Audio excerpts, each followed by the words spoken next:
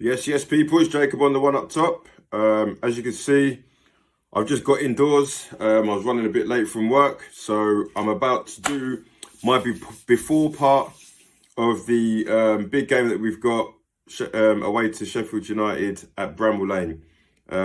Before you listen to what I'm about to say, remember, like, share, subscribe, all of that, comment, do whatever, whether you like me, hate me, get some traction going. So quickly, I'm just going to talk on the lineups. As I said in my previous video, if we want to take the FA Cup seriously, we've got to start taking it seriously. Simple as that. But in more ways than one. I've just seen the lineup. There's a couple of players that I'm not saying they're the worst players in the world, but these are players that we know are leaving at the end of the season. You know, Lucas Moura, love him to bits. He's probably given me arguably the best moment as a Spurs fan in recent times with the hat-trick in the Champions League. But we all know that he's probably going to be playing for Fluminense or some team like that next season. So, you know, are we doing this as a farewell? Because, you know, we've got Danjuma on the bench. Isn't this a guy that we've loaned with an obligation to buy? Why are we not playing him instead? I don't understand it. Davinson Sanchez, even more so. Like, why are we playing these guys? I don't get it.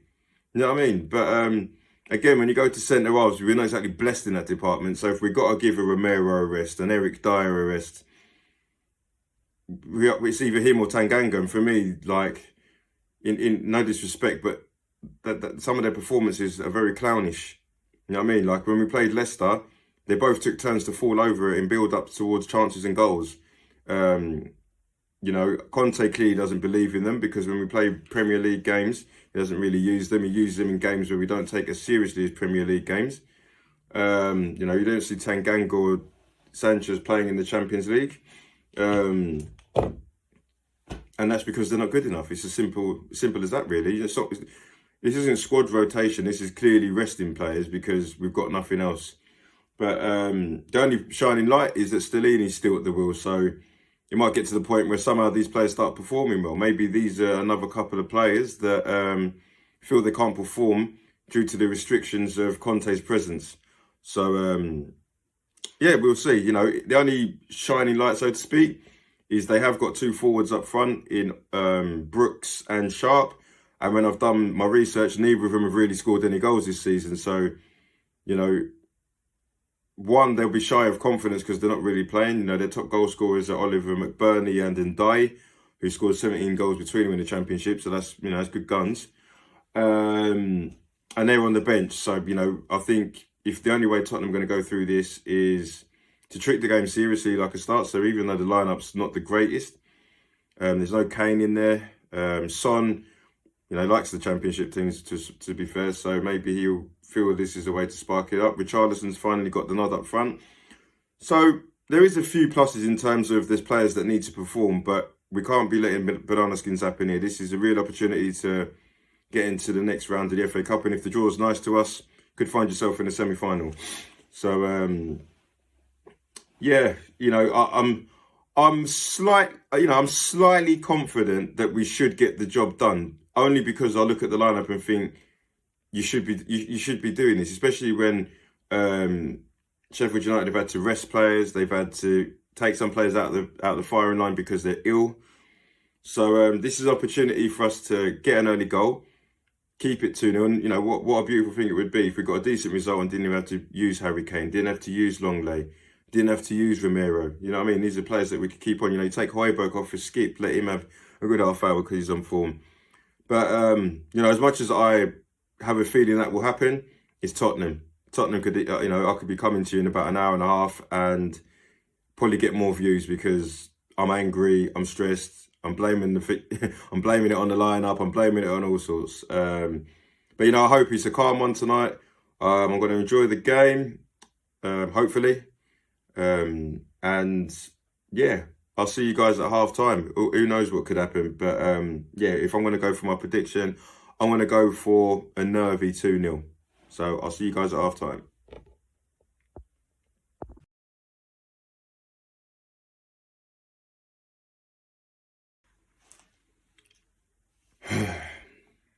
Half time, 0-0. That's pretty much all I've got to say, really. But for the sake of the video, I'm going to have to analyse it. It's like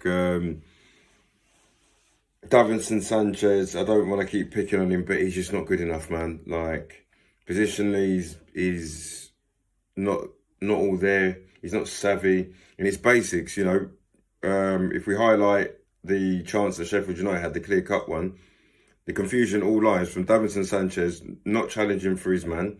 Dyer doesn't know what to do. Højbjerg is so shook that Davinson Sanchez isn't going to win that ball. He finds himself in the centre-half position, and he has no option but to head it backwards to the keeper and try and get as much power on as possible. You know, everybody's been crying out for Richarlison to play up front, and I keep saying that there's no point in playing Richarlison up front if you haven't got a number 10. You know, who in that team is creating? You know, Sar's a good player. He's not going to create. Højbjerg will create you once in a blue moon, but you can't rely on him. Pedro Porro, been too safe for me. You know, he's got the pace. He's just been too safe, if I'm honest. Son, again, too safe. I think Son's playing like he's too worried to get a tackle. That's how he's been all season. Lucas Moura, just the same Lucas Moura. You know he's going to get his head down, beat a couple of people. It's just the end product, you know. There's times where he could have released it in that half, but, you know, still always admire his endeavour.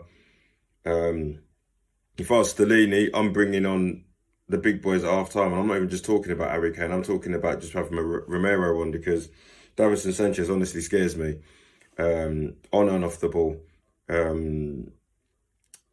I do feel sorry for the guy because, you know, he probably gets a lot of heat from the Spurs faithful. He probably knows he's not in the greatest form.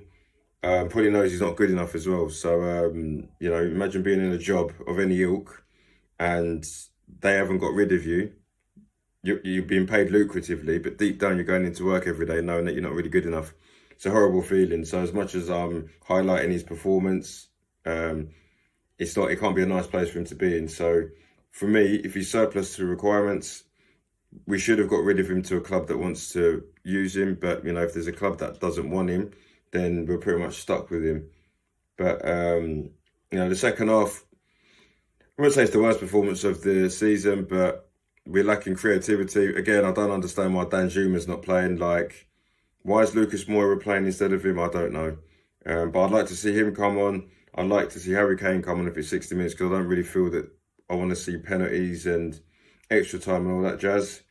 But, you know, as long as we're in the game, we need to score first, because if they decide, you know what, let's go and win this game and bring on McBurney and Njai, that would be a lot more of a problem than what we've got at the minute with their youngster up front and Billy Sharp. So, like I said in the beginning of this video and on my last stream, I'm just hoping for a win of any ilk. I don't really care. If we go 1-0 up and 2-0 up, I do not care if it's rubbish. Just get the win and move on to the next round. So, yeah, we'll see what happens at full time if that's where we're going to get to.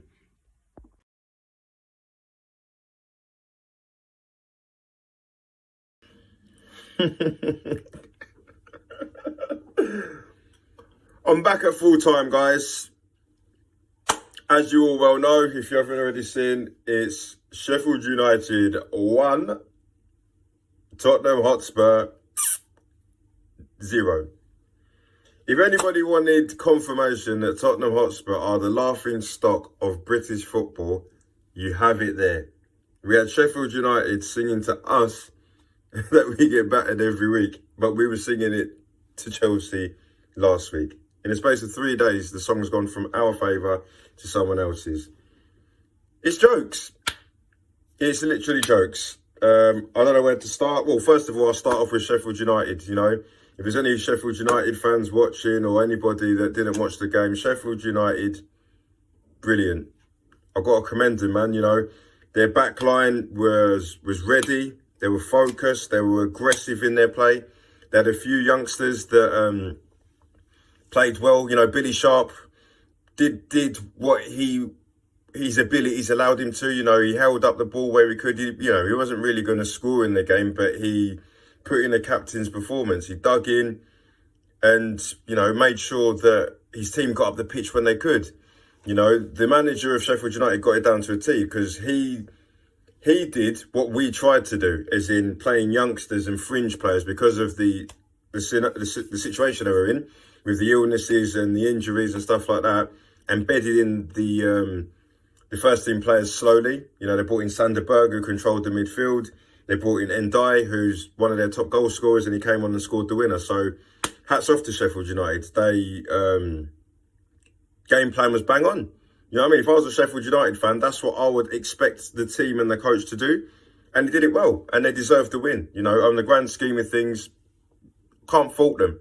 You know, I'm a good loser. It gets to the point where there's no point in throwing your toys out the pram and saying, you know, Tottenham could have done this, Tottenham done that. I don't have Premier League bias. They're a championship side, gunning for the Premier League next season, turned up and did the job. And that's the sort of fixture that we've got to be prepared for next season, because Sheffield United will have that kind of structure with a few new recruits. So, you know, Sheffield United, brilliant. Can't fault you. In terms of the Laughingstock FC, like I say, I find it funny, man, when we do things like this, because I've supported Tottenham for the best part of 30 years, and we just do this. Whether we've had Dele Alli, Harry Kane, Teddy Sheringham, Berbatov, Robbie Keane, Defoe, don't matter. We're always the laughingstock. We're always a bunch of clowns. And I don't want to hear anything tonight about Enoch this, Enoch that. Whoever was coaching, so we have commended Stellini for what he's done.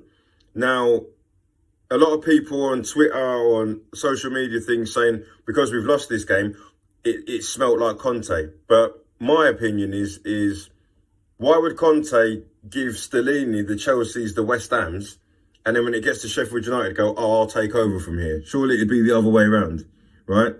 So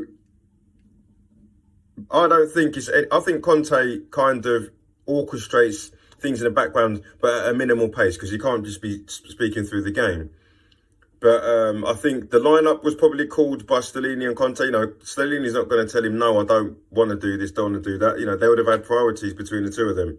And I think that their hands are tied, really, because if we want to rest Romero, we can't rest Romero and Eric Dyer because our centre defenders are that bad. So Eric Dyer's got to play, but then we've got a conundrum. Who do you play? Davinson Sanchez or Tanganga? And like I said, lineup, whoever you pick out the two of them, they're not composed and they're just going to keep falling over. And literally, Sanchez did it in the game today. He literally controlled a ball and fell over. Like, I don't understand it. You know, in the last dying embers of the game, when we're chasing the game, what does he do? He decides that he's going to, you know, commit 3 or 4 fouls in the last 5 minutes. That should waste a bit more time for Sheffield United. Terrible player. He's absolutely shattered of confidence. Tottenham should do what they did with Matt Doherty, terminate his contract and let him go and find somewhere where he can go and play and at least enjoy his football. There's bound to be a club out there that will take him on a free and he'll be able to enjoy his football. But even though he's that bad, Davinson Sanchez would probably get his contract terminated, go to another team that are worse than Tottenham and win a trophy. You know, I was getting bantered yesterday by my best mates in my WhatsApp group. And you just got to take it on the chin. You know, Ericsson died. He literally died. Came back, joined another club, won a trophy. Verghorst, he's played how many games? So all these guys, five games for United, won a cup. We get bantered. Why? Because this is what we do. It's like, I always say, I'm an African man. It's like, I'm telling you, there is some gooners or some Chelsea fans out there in Africa. Bare voodoo. There's chickens getting killed every day to make sure that we don't win trophies. It's not leaving. This is something bigger, man. I'm telling you. Because our team is not that bad. But no matter what players we got, we don't win nothing. So my advice is to Tottenham fans. There's Tottenham fans out there getting anxious, depression, you know, stress. Stop it, man. Surely, if you're my age or older, you should be used to this. How are you 40, 50 years old, still, like, stressed? I just watch it and go, if we win, great. If we lose, do that anyway. Have a bit of balance, man. I've said this on my videos before. Just, Tottenham lost. Okay, go and have your dinner and go to bed, man. There's people out there that are losing sleep. There's people on Twitter losing their mind. But this is what Tottenham do. You know, I'd understand fully if you're 10 or you're like my son's age. My son's 6. So he's only supported Tottenham for what? He's liked football for about 2-3 years. So when Tottenham are losing, it's stressing him out.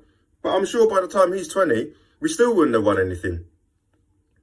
So he'll get used to it just like me. By then I'll be 50 and I'll be like, yeah, you know how it is. It's Tottenham. You know what I mean? I say it to my friends, Arsenal fans, Chelsea fans, Liverpool. It's Tottenham. This is what we do. We do this. This is what we're famous for. If there was trophies for bottling it, my gosh, we'd be the Real Madrid. But there's no point getting stressed. This is what we do. Don't blame Enoch. Coaching staff are to an extent culpable because you don't play Dan Juma. Take this cup seriously. We're going to take this cup seriously. Take Sheffield United seriously. That's what we didn't do today. That lineup, if I'm a Sheffield United manager and I've seen that, I thought, okay, you think we're light work? We've got work for you. Do you know what I mean? This is what Sheffield United have done to us. But we've done it to ourselves as well, if I'm honest. It's like, you're picking players. I'm not going to just pick on Davinson Sanchez. Son's off form. Richarlison hasn't played up front for us yet. Lucas Moura's been injured all season. But you think that by starting all three of them up front, they're just going to gel. They've never played up front with each other. But you thought it was just going to work. Richarlison was terrible. I heard a lot of people calling for him to go up front. He's Brazil's number 9. Is he? Well, there was a shot that he had that went out for a goal kick. Like, literally just about made the goal kick. It could have gone for a throw-in.